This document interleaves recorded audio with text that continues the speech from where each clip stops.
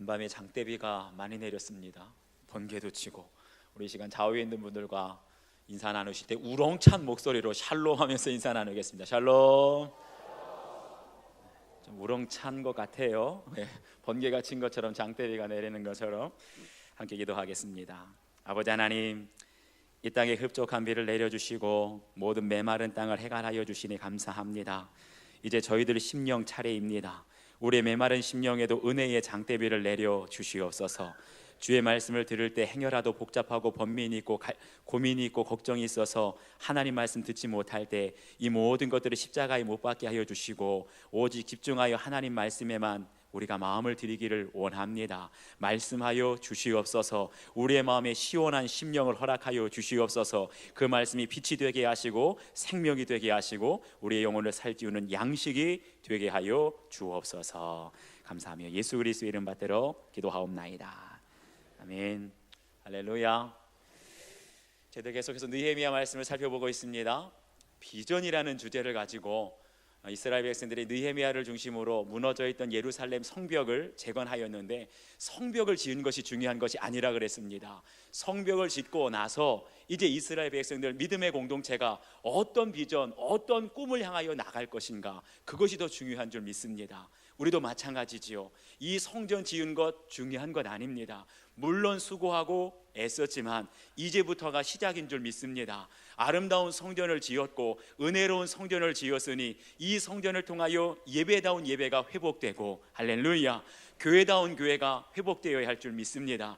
과연 그 비전이 무엇일까? 오늘 우리에게 주시는 말씀을 통해서 거룩한 성을 다시 일으켜 세울 사람들이라는 제목으로 하나님 은혜 함께 나누겠습니다. 첫 번째로는요, 바로 지도자들이 솔선수범해야 합니다. 우리 1절 말씀 다 같이 한 목소리로 읽겠습니다. 1절 시작.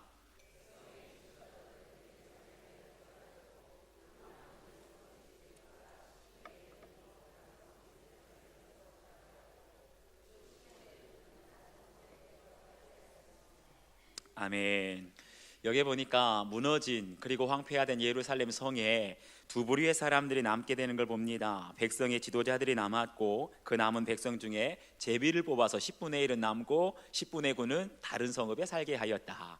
언뜻 보기에는요, 많은 사람들이 예루살렘 성벽에 서로 살고 싶어가지고 제비를 뽑은 것처럼 보여지지만 실상은 반대였습니다. 앞에 있는 느헤미야 7장 4절의 말씀을 보게 되면 그 성읍은 광대하고 그 주민은 적음이요 가옥은 미처 건축하지 못하였다라는 말씀이 나와요. 다시 말하면 지금 예루살렘 성은 사람 살만한 곳이 못 되었습니다. 서로 살고 싶어하는 성이 아니라 서로 살고 싶지 않은 성이 되었던 거예요. 왜 그렇습니까? 바벨론이 남유다를 공격할 때 많은 땅이 있었지만 그 많고 많은 남유다 땅 중에서 어디만 집중적으로 공격했겠습니까? 왕궁이 있었던 예루살렘 성, 하나님의 거룩한 성전이 있었던 예루살렘 성을 집중적으로 공격했던 거예요. 다른 땅은 다 웬만큼 보존이 되었지만 예루살렘 성은 초토화가 되었습니다. 모든 가옥이 불타고 무너지고 논과 밭과 그리고 모든 포도원이 무너져 내렸어요. 그러니까 사람이 살 수 없는 곳이 되었던 것입니다. 거기에다가 이스라엘 백성들이 바벨론에서 들어와서 예루살렘 성전을 다시 짓겠다, 무너진 예루살렘 성벽을 다시 일으켜 세우겠다. 그러니까 누가 긴장합니까? 주위에 있었던 산발랏, 도비아 같은 이스라엘의 원수들이 긴장하고 경계하는 겁니다. 그리고 호시탐탐 이스라엘을 공격할 기회를 엿보는 거예요.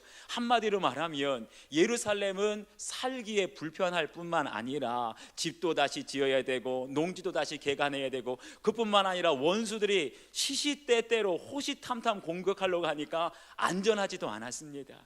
그러니까 모든 백성들이 다 떠나가려고 하는데 예루살렘 성이 어떤 성입니까? 그 땅은 하나님의 거룩한 성 아니겠어요? 비워둘 수가 없는 겁니다. 장차 하나님께서 이스라엘 백성들을 회복시켜 주시고 하나님의 영광이 다시 나타나게 될 때 어디로부터? 예루살렘 성으로부터 하나님의 영광이 나타나고 예루살렘 성으로부터 이스라엘 민족을 회복시켜 주실 줄 믿습니다. 다른 사람들은 다 떠나갈 수 있어요.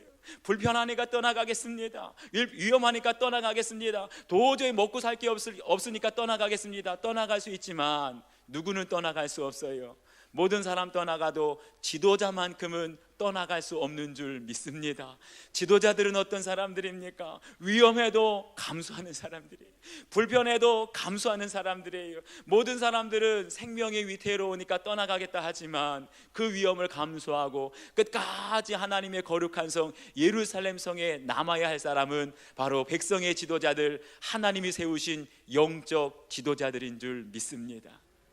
제가 얼마 전에 종교개혁 500주년을 맞이해가지고 유럽을 다 순례하고 탐방하게 되는데, 영국을 여행하다 가이드로부터 영국 교육에 대한 아주 흥미로운 얘기를 한 가지 들었습니다. 우리나라 교육의 특징을 한마디로 말한다면 평준화 교육입니다. 그런데 영국 교육을 한마디로 말하자면 소수의 지도자들을 세우기 위한 집중 교육이라는 거예요. 그러면서 한 가지 일례를 들게 되는데, 그러게서 지도자들을, 국가적인 지도자를 세우기 위해서 유명한 두 가지 대학이 있는데 케임브리지와 옥스포드 대학이 있습니다. 그래서 두 대학을 합쳐서 옥스브리지라고 저도 처음 들었습니다. 그런데 한 가지 일화를 소개시켜 주는데, 예를 들어서 교통사고가 나가지고 응급 환자가, 중환자가 발생했는데 그 사람이 일반 사람이다 그러면은 동네 가까운 응급실로 옮긴답니다. 그런데 만약에 교통사고가 나서 응급 환자가 발생했는데 그 사람의 신분을 보니까 옥스브리지, 옥스포드나 캠브리지, 앞으로 국가의 지도자가 될 만한 사람이다 하면은요, 헬기를 동원해서라도 런던에 있는 가장 큰 대학병원에 옮겨서 그 환자를 반드시 살려낸다는 거예요. 제가 속으로 그랬습니다. 영국은 참 차별이 심한 나라네. 우리나라 같았으면 국민들이 다 들고 일었을 텐데, 그런데 영국 사람들은 그러지 않는다는 거예요. 그 이면에는 지도자들을 그만큼 존중한다, 존경한다는 마음이 있는데 다른 것 아닙니다. 훌륭한 지도자 한 사람이 국가 전체를 살릴 수 있고, 아주 훌륭한 사업가가 한 명 나오면, 빌 게이츠 같은 사람이 한 명 나오게 되면 수천 수만 명의 국민들을 먹여 살릴 수 있고, 존 뉴턴 같은 훌륭한 과학자가 나오게 되면, 한 사람이라도 나오게 되면 인류의 역사가 바뀌어진다는 거예요. 그렇기 때문에 영국 사람들이 지도자에 대해서 갖는 생각하고 우리 한국 사람들이 지도자에 대해서 갖는 생각이 근본적으로 다릅니다. 우리 한국 사람들은 지도자 하면 가장 먼저 떠오르는 말이 무엇입니까? 특혜와 비리입니다. 우리 한국은 참 이상해요. 국회의원들, 장관들 자녀들 보면 군대 안 간 사람들이 많아요. 다른 자녀들보다 국회의원이나 장관들 자녀들 왜 이렇게 몸이 약하고 아픈지 군대 면제받았습니다. 그런데요, 영국은 정반대라는 거예요. 오히려 국가가 전쟁이 나게 되고 위험한 일이 되면 가장 먼저 위험한 전쟁터에 나가는 사람이 왕자, 왕족, 귀족, 고위 지도자들의 자녀들이 가장 먼저 나간다는 거예요.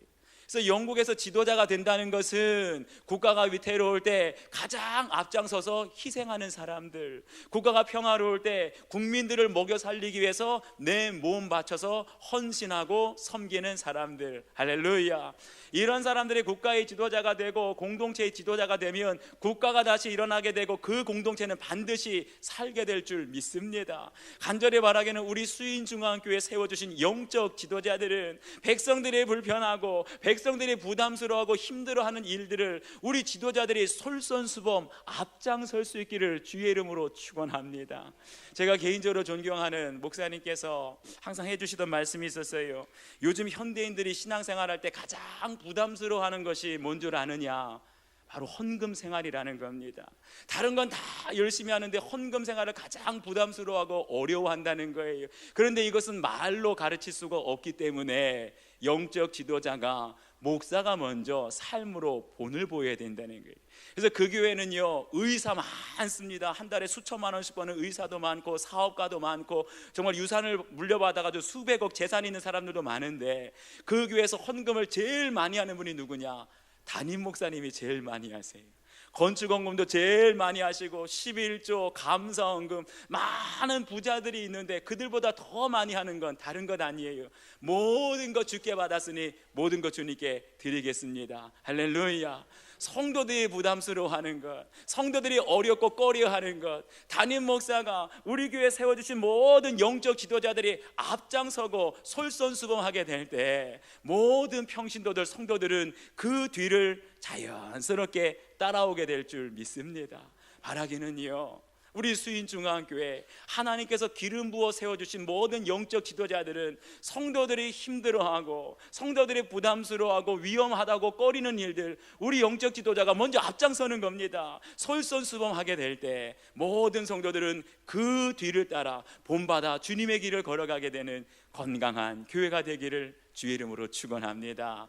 두 번째, 교회를 일으켜 세우는 사람들은 바로 자원해서 십자가를 지는 사람들입니다. 우리 2절 말씀 한번 함께 읽겠습니다. 2절 시작.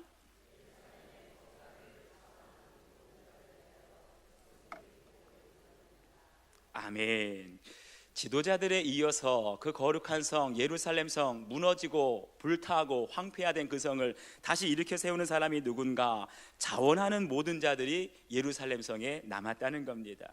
이 자원하는 사람들은 지도자들이 아니었습니다. 그렇기 때문에 의무적으로 위험하고 불편하고 손해보는 예루살렘 성에 남아있을 필요가 없었어요. 맘만 먹으면 얼마든지 편안하게 안전하게 살 수 있는 예루살렘 성 외곽에 살 수 있는 사람들이었습니다. 그럼에도 불구하고 이들이 자원해서 예루살렘 성에 남겠다, 예루살렘 성을 재건하는데 내 한 몸 바치겠다 결단하였던 이유는 딱 하나입니다. 예루살렘 성은 하나님께서 택하신 거룩한 성이기 때문에. 할렐루야.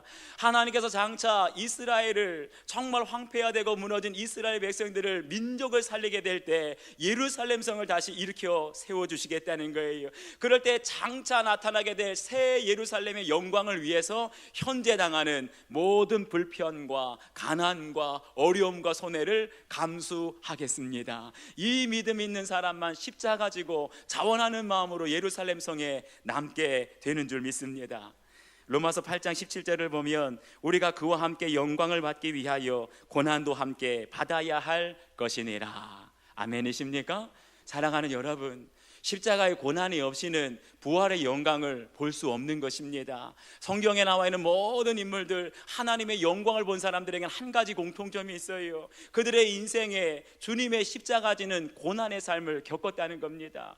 요셉이 그렇습니다. 17살 어린 나이에 형들에게 의해서 애굽의 노예로 팔려가지 않습니까? 노예로 팔려간 것마다도 큰 수모를 당한 것인데 거기서 그치지 않고 주인집 보디발 부인에게 억울하게 성폭행범으로 몰리게 됩니다. 아무 죄 없는 요셉이 감옥에 갇혀서 죄수 생활하게 됩니다. 무려 13년 동안이나 노예 생활, 13년 동안이나 죄수 생활한 끝에 30이 되어 하나님의 때가 차니 요셉을 애굽의 총리로 세워주신 줄 믿습니다. 하나님의 구속사를 이루기 위해서 애굽의 총리가 되어 부귀 영화를 누리며 하나님의 뜻을 이루게 된 줄 믿습니다. 제가요, 간혹 가다가 제 주위에 사랑하고 아끼는 후배들, 후배 목사, 후배 전도사들을 만나게 되면 꼭 해주는 말이 있습니다. 부교역자 시절에, 전도사 목사 시절에 너무 쉽게 편리한 길을 걷지 말라고. 우리가 쉽게 편한 길을 걷게 되면 하나님의 영광을 절대로 볼 수가 없습니다. 제 주변에 간혹 가다 보게 되면 쉽게 스펙을 쌓고 경력을 쌓고 학벌을 쌓아서 인맥을 통해 가지고 아주 큰 교회 담임 목사로 가려고 하는 사람 간혹 가다 보게 되는데, 여러분, 절대로 사람의 뜻대로 되는 것이 아닙니다. 저 같은 경우에 제가 간혹 가다 간증을 하게 되는데요, 저는 교육전도사 시절부터 일주일에 4일을 4번씩 교회 나가서 봉사를 했습니다. 수요일날 금요 철야 때 제가 찬양 인도를 하고요, 토요일날은 청년부 사역하고 주일날은 아동부 사역하고. 지금은 상상할 수도 없는 일이었는데 그때는 아무것도 모르니까 교회에서 시키는 대로 다 그냥 순종하면서 하는 겁니다. 그리고 신대원 졸업하고 전임전도사 사역을 나갔는데 다른 동기들은 다 대형교회, 영락교회, 소망교회, 또 해외 유학 간다 그럴 때 저는 결혼해가지고 집이 없었기 때문에 사택주는 교회 간다고 저기 서울 변들이 한 150명 모이는 작은 교회 전임전도사로 갔어요. 가보니까 관리 집사님이 없는 겁니다. 그러니까 제가 관리 집사님 하는 일을 다 해야 되는 거예요. 365일 새벽 차량 운행합니다. 화장실 청소합니다. 거기다가 겨울에 온풍기 기름 넣는 거 생각보다 쉽지 않습니다. 화분 관리한다고 무거운 화분 나르다가 허리 삐끗해가지고 한 달 동안 꼼짝도 못하고. 근데 그뿐이 아니지요. 신방합니다. 전도대 합니다. 금요철야 설교하고 월요일 새벽 설교하고 청년부 사역 감당하고. 이렇게 2년 동안을 제가 사역하고 나니까 진이 빠지더라고요. 여러분, 제 이름이 뭡니까? 김진인데 진이 빠지니까 뭐가 남아요? 김만 남는 거예요. 머리에서 모락모락 김만 남는 거예요.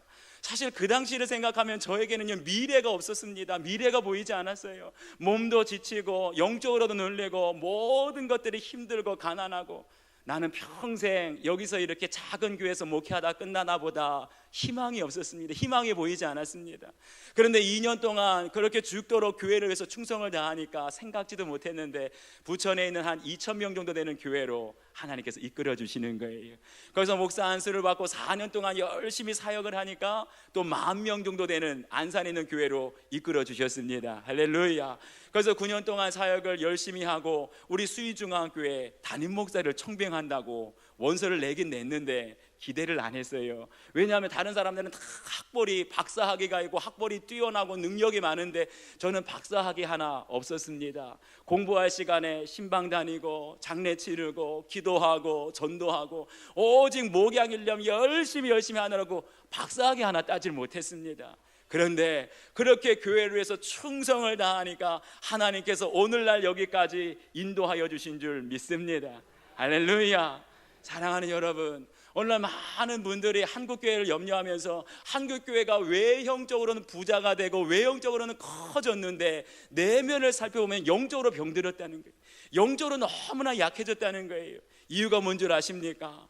성도들이요, 너무나 쉽게 편안하게 신앙생활을 하려고 합니다. 주위를 돌아보면 교회를 위해서 십자가 지려고 하는 사람은 없고, 교회에서 희생하고 헌신하려고 하는 사람은 없고, 큰 교회, 대형 교회에 와서 뭔가 혜택을 누릴 게 없을까, 뭔가 내가 유익을 얻을 게 없을까, 그냥 남들이 수고한 열매를 따먹으려고만 하지 교회를 위해서 십자가 지고 교회를 위해서 희생하고 헌신하려고 하는 사람이 없어요. 그러다 보니까 작은 교회, 개척교회는 사람들이 가려고 하지 않습니다. 큰 교회, 대형 교회에 와가지고 프로그램들을 통해 가지고 내가 유익을 얻고 이 교회를 통해서 뭔가 혜택을 얻을까, 이런 사람들만 있기 때문에 영적으로 점점 병들고 약해진다는 거예요.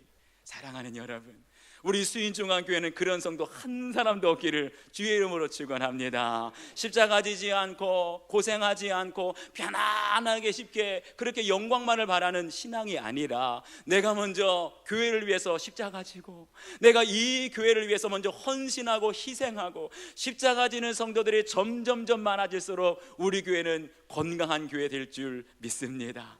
나부터 이 메마른 땅, 무너진 교회를 위해서 내 한번 맞춰서 십자가 지겠습니다. 헌신하겠습니다. 수고하겠습니다. 메마른 땅에 눈물을 흘리며 씨를 뿌리는 자, 바로 그 고통을 겪는 자에게 기쁨으로 단을 거두게 하실 줄 믿습니다.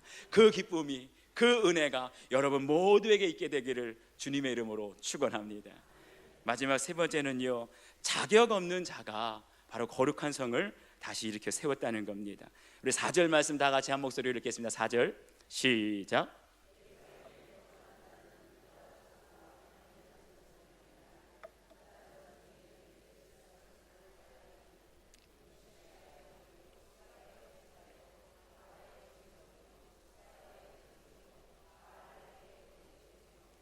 아멘.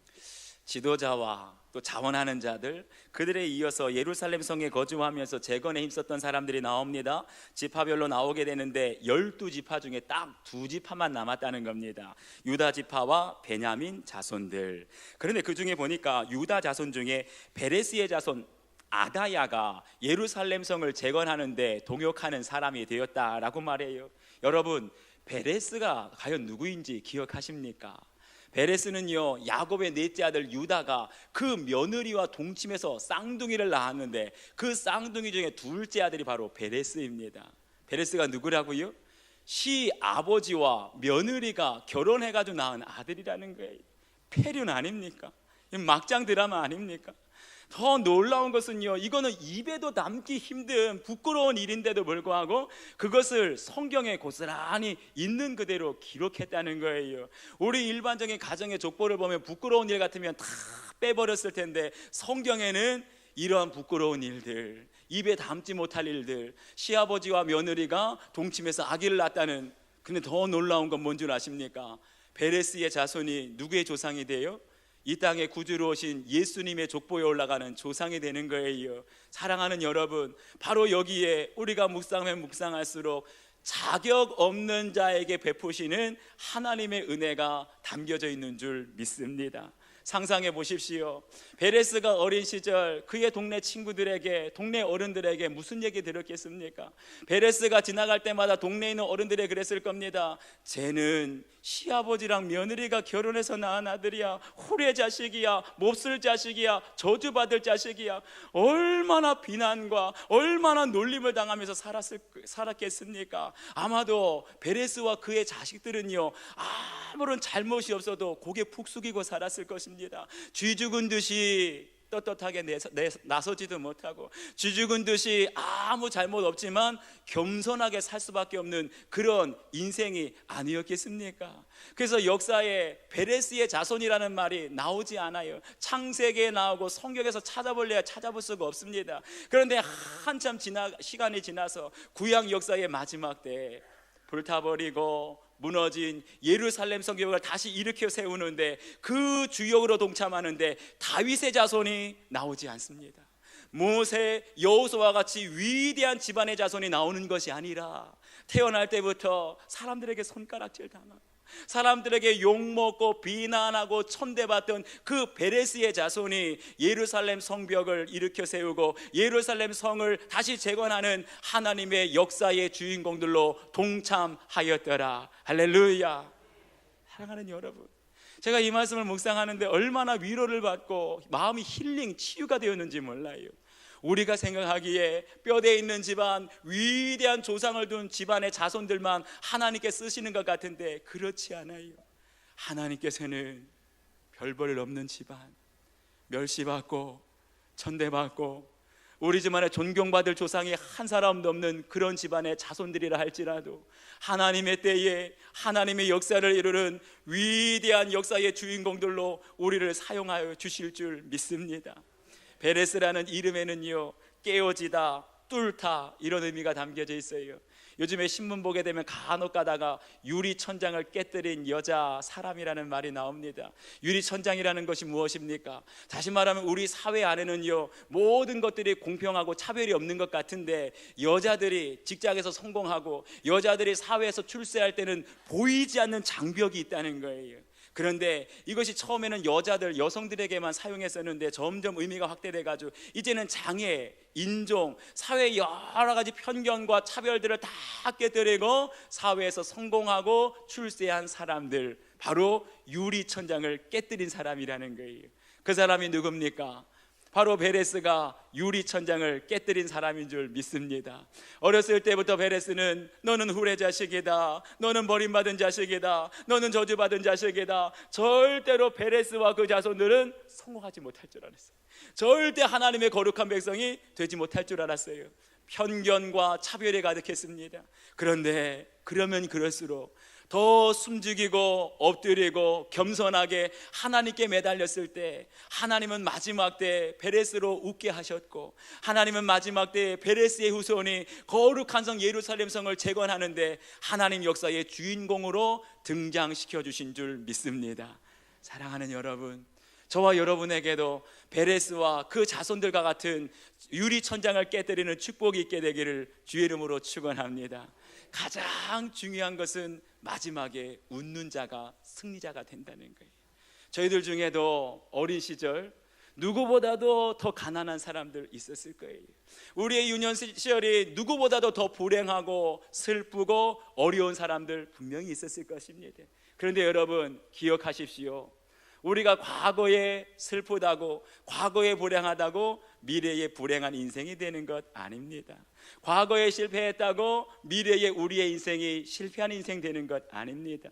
과거에는 불행하고, 과거에는 가난하고, 과거에는 가장 불우한 인생을 살았다 할지라도 하나님께서 베레스처럼 우리 인생의 유리천장을 깨뜨려 주시면 마지막 때 웃게 하시고, 마지막 때 역전시켜 주시고, 마지막 때 하나님 역사의 큰 일꾼들로 우리를 사용해 주실 줄 믿습니다. 바로 그와 같은 은혜가 여러분 가운데 있게 되기를 원해요. 나는 자격 없는 자인데, 하나님의 은혜 받을 자격도, 하나님의 거룩한 백성 될 자격도 없는 자인데 겸손하게 엎드리면 자격 없는 자에게 유리천장 깨어지는 모든 편견과 차별을 극복할 수 있는 하나님의 축복을 부어주실 줄 믿습니다. 오늘 저희들에게 주신 이 말씀 기억하면서 우리 함께 기도하십시다. 하나님께서 저희들에게 불타버리고 무너져 있는 거룩한 성 예루살렘 성을 재건하라고, 우리 교회에 무너진 것을 다시 일으켜 세우라고, 우리 가정에 무너진 것을 다시 일으켜 세우라고 말씀하시는데, 우리에게 들어야 할 말씀 허락해 주십시오. 영적인 지도자에게 주시는 말씀이 있습니다. 자원하여 십자가 지는 자에게 주시는 말씀이 있습니다. 자격 없는 자에게 주시는 말씀이 있어요. 그 말씀대로 순종하여 주님의 교회를 섬기겠습니다. 우리 간절한 마음으로 기도하겠습니다. 아버지 하나님, 참으로 고맙습니다. 주님께서 무너지고 불타버린 예루살렘 성을 다시 재건하고 일으켜 세우기 위하여서 오늘 저희들에게 말씀하십니다. 영적 지도자들에게 말씀하십니다. 너희들이 희생하라, 너희들이 솔선수범하라, 너희들의 양머리들에게 본이 되라. 하나님 말씀하십니다. 하나님께서 자원하여 십자가 지는 자들에게 말씀하십니다. 너무나 쉽게, 너무나 편안하게 신앙생활 하려고 하는 오늘 세대를 본받지 말고, 너희는 마음을 새롭게 함으로 변화를 받아서 하나님의 기뻐하시고 온전하시고 선하신 뜻이 무엇인가 분별하여 십자가 지는 자들이 되라, 교회를 위해서 십자가 지는 자들이 되라 말씀하십니다. 아버지 하나님, 그럴 때에 자격 없는 자들에게 베푸시는 그 은혜를 힘입어서 우리의 모든 편견과 차별을 극복하게 하여 주시고, 어려움과 슬픔을 극복하게 하여 주시고, 하나님 나라, 하나님 역사의 주인공들로 우리가 바로 설 수 있도록 주님 저희들을 붙들어 주시옵소서.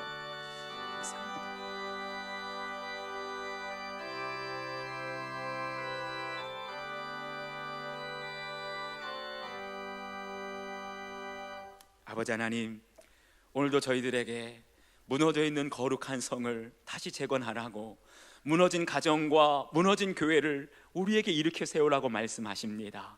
영적 지도자들이 주의 음성을 듣게 하여 주시고, 자원하여 십자가 지며 주님의 교회를 섬기고자 하는 자들에게 주님 말씀을 듣게 하여 주시고, 자격 없는 자지만 여러 가지 편견과 불평등과 차별 속에 절망 속에 살아온 저희들이지만, 자격 없는 저희들에게 말씀하시는 주의 음성을 듣고 다시 한번 주님의 길 걸어갈 수 있는 주의 백성들이 다 될 수 있도록 도와주시옵소서. 감사드리며 예수 그리스도의 이름 받들어 기도하옵나이다. 아멘.